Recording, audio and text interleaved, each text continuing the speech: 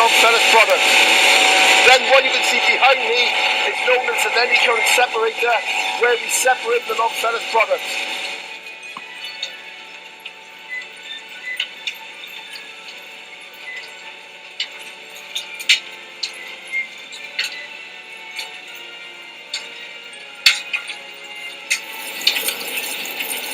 The product that you can see behind me is the actual steel or the ferrous product that comes from the fridge.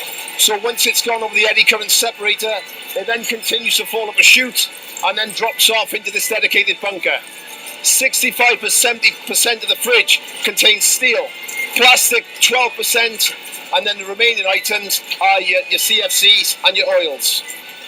From our point of view in terms of recycling, it's only the CFC gases that are sent for incineration purposes, and the polyurethane foam is sent for landfill.